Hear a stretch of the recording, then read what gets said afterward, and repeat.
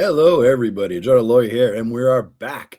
We are now doing the next series of videos in my GM guide series. So this is how to be an awesome GM, right? Somebody's got to take over for Guy since he no longer has his thing going on there. So I figure, what the hell, it'll be me. Somebody's got to do it, right? So what we're doing here is we finished up last time with how to start and end a campaign. We got into all that stuff, how to run a campaign, everything. So now we're into designing the campaign itself, right? Starting with world building, right? So the first step in world building is you have to decide what type of fantasy you want your world to sort of emulate. What you need to figure out, what's it going to feel like for your players as they're adventuring in the world if you're doing your job as a GM well. Every world has a certain vibe, like an attitude. It sort of shapes the style of the campaign you're going to run. Some people just look at it in terms of high fantasy, which is generally like a stand-in for a lot of people for Tolkien style heroic games, save the world stuff, big heroes and all that sort of thing. And low fantasy, which people use as a stand-in for like Conan, swords and sorcery, and Fritz Lieber and R.E. Howard kind of stuff, right? Much more thought should go into the creation of your world than that baseline analysis, though. I believe there are many more types of campaign worlds that you can have, and any of them can be run as a high fantasy or a low fantasy setting. Low fantasy and high fantasy, to me at least, is a style of game that just describes the stakes and the goals of the PCs in the world. High fantasy is where the goal is to save the world. Is a big thing. The PCs become heroes. They go on epic quests. They try to save the day. Low fantasy is where the heroes struggle to get by day to day. Their goals and aims are baser. They do things like kicking down doors, killing what's inside, taking their stuff, and going back to town and living like a baller until the funds run out and you have to go out and find more doors to kick down. These style of games, now whether it's high fantasy or low fantasy, can be laid on top of many different types of settings. All right, so there's the style of game, and then there's the setting you could deal with, and they could work together. So I'll go over the types of settings you could get into in terms of creating your own world there. So the first type is dark fantasy. This is it's sort of a gritty place. The world has fallen apart morally. Uh, there may be structures of power in place, like countries and city states and whatnot, but none of them really serve the common good. Yeah, you could imagine like if Sauron won. That's pretty much like a dark fantasy world. Now, a good example of this is Glenn Cook's Black Company books. I really enjoyed the early ones. After that, I think he got a little too long-winded, and it really pissed me off when people kept coming back to life after they've been killed. The old banished, whatever. I've been so long since I read it, but they're a bunch of banished people who came back, and here they are now. They're all dying and coming back, and you don't know who's who, and it's like, oh shit, man, you're killing me. But that's when I gave up on it. But the first few books are excellent. So the next style or setting you could have is the swords and sorcery. This is the classic Conan and the Fafhrd and the Grey Mouser books. Conan roams a hostile world, getting by on ass kicking. Fafhrd and the Grey Mouser mostly roam the decadent city of Lankmar in the world of Newhun, although they do adventure out sometimes, but they largely do the same. You might be able to argue that even the Elric books by Michael Moorcock are swords and sorcery with some high fantasy flair to it, as opposed to Fritz Lieber's stories of Fafhrd and a Grey Mouser, which are definitely low fantasy. Um, the next type is a grimdark setting. As the name implies, these are grim and dark settings.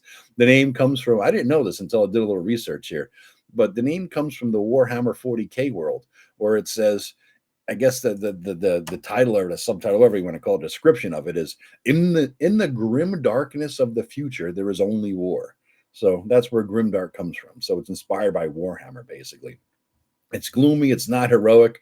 Morality is sort of a quaint ideal. Even if your side wins, it tastes like you lost sometimes. Game of Thrones, that's one. You've seen Tim Schwartz running us through his Comor Forest. That's definitely a grimdark setting. A lot of other things that are sort of creepy and depressing fit the bill here. You can go back and watch a lot of Tim's games from Gothridge Manor, his the YouTube channel, where he ran us through about a half a year, but I think it was about 20 something games. It's grimdark, Comor Forest, and the City of Scorn setting. So you'll see what grimdark is in full force and effect. Next, urban fantasy games. Urban fantasy set in cities. So think the Thieves World books or the Thieves World box set, which is right over there. So I'm looking at it here. So that's basically, or a bigger on a bigger scale, the city state of the Invincible Overlord. If you want more of a high fantasy thing, but these worlds definitely low fantasy. A modern day version of this type of setting is the Harry Dresden books by Jim Butcher, the Wizard for Hire stuff. I love those books. I think he's jumping the shark a little bit now near the end. I think he lost the thread of it in a way. But the earlier books, again, the first 10 or 15, fantastic books. He's kind of like, what the hell's going on now? He's got to pull it together, man. Pull it together so this ends well. I know he wants to write like 20 books and have a trilogy to end it all, but Jesus, dude. Again, don't pull a goddamn Robert Jordan on us, all right? Or even worse, don't pull a George R.R. Martin. Jesus, dude, get it together. But anyway, you're dealing with threats and opportunities from within a city environment, an urban environment, usually a city. So there's going to be a lot of NPCs to keep track of. There's an infrastructure within each city or town or village or whatever, but you're going to make it a city. It's too boring to have it in a village. So there's an infrastructure in there that you have to operate within, presumably to some sort of legal, religious, and economic system that your players are going to bump up against. Right. Another type of setting is a mythic fantasy. Here you're going to think the Odyssey or the Silmarillion. It's the stuff of legends for later eras in history. You're usually dealing with gods, lots of magic, mythical monsters, and all that. Think of the original Clash of the Titans movie, the claymation, whatever the hell you want to call it, whatever it was. I think that's better than the newer one just because of nostalgia's sake. But I think the best way to handle these types of settings as a GM is to keep the PCs to a more human level of ability as compared to the rest of the beings vying for power, like the gods and demigods and epic heroes and all that. That way, the stakes are always high and the PCs feel challenged and somewhat outmatched every step of the way. Now, another type of fantasy setting is steampunk, which I have no affection for whatsoever. I like my fantasy low tech. I don't even like guns and pistols and gunpowder in them. But if you're a fan of that, go nuts, man. It's fine with me. No skin off my ass. All right, now we have weird fantasy. It sort of takes the traditional fantasy tropes and turns them on their head. The mood of these settings always seems to like creep you out a little bit.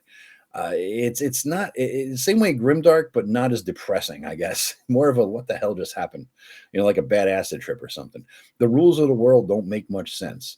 When I read Lord Dunsany's King of Elfland's Daughter, which is over there on the bookshelf, I thought that was like a perfect example of the weird fantasy book. Once you get beyond the weird style of writing, he sucks you into this creepy little world where by the time you're done reading it, you just feel a little bit off. Neil Gaiman's The Sandman is another example of this. I never read the comic book. I just saw the TV series, but I felt the same kind of weirdness after watching it. Now we have historical fantasy.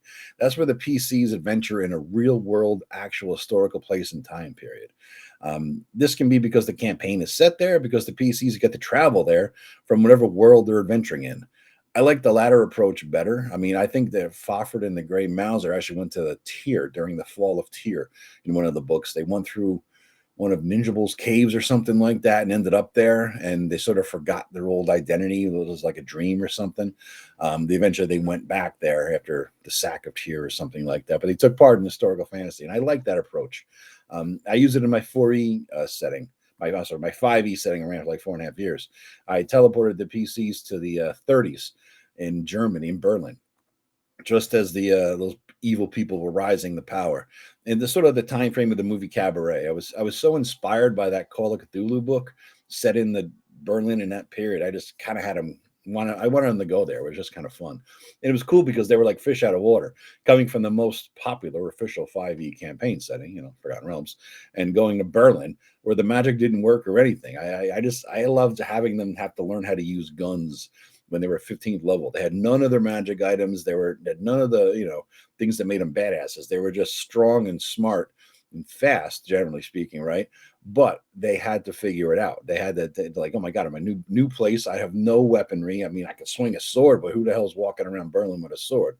That he used guns and pistols and machine guns and all that sort of thing. So that was pretty cool, I thought. Now, let's say, the next one, post-apocalyptic fantasy settings are, I guess the best thing you look at here is like Mad Max or Dark Sun. It's not a nice place to visit. No, you don't want to live there. It's survival of the fittest in a savage land where might means survival and right and wrong don't really have a place at all whatsoever. It's just about survival and getting by, and it's dystopian, and it's just creepy and weird, right? Just watch all the original Mad Max movies. You got a good feel for it. Just take away all the tech, or just go to Dark Sun, take away the psionics. That's all. Now, whatever type of setting you choose to use, you can make them high fantasy or low fantasy, in my opinion, by just adjusting the level of magic or technology and making the stakes of the game either more or less save the world style or getting by day to day style. The goals and the aims of the PCs will be adjusted by them accordingly by the players. Conan would never think of saving the world, just conquering it, right? So when you're in a Conan type of swords and sorcery world, the PCs would never have that inclination that they're going to be, out there heroes saving the entire world against what? Everything out there is not worth saving, right? And Aragorn, by the same token, would never forsake his lineage and his, epic questing to go out and kick ass and take names for his own glory, and and just forget about his past and his, his destiny, I guess.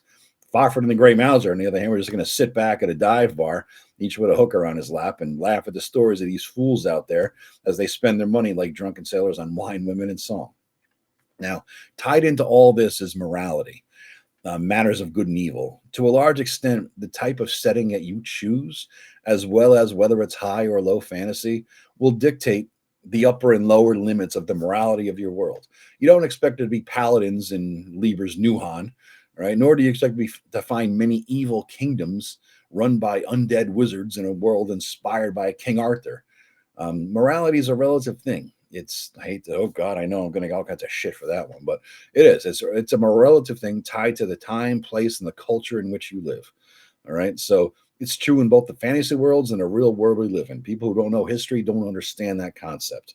What was considered right and wrong in Mongolia under Genghis Khan and in Rome under Julius Caesar are completely different than what you see as right and wrong in modern day Seattle.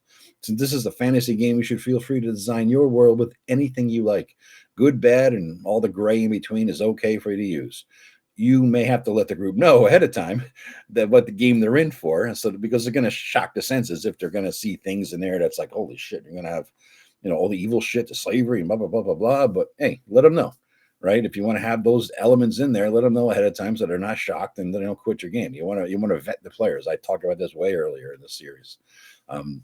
So you just have to make sure, though, that the morality range and what's considered good and evil fit your setting. The players don't expect there to be widespread, open, slavery and prostitution and poison and drugs and assassin guilds and gambling dens in a city run by a paladin. Extrapolate that out into the world, and you'll realize that there are no paladin-run countries in a grimdark setting. It just wouldn't work that way. That's not the type of setting it is, right? So that's what we're dealing with in terms of the type of world and the high or low fantasy and the type of setting you're going to make there, guys.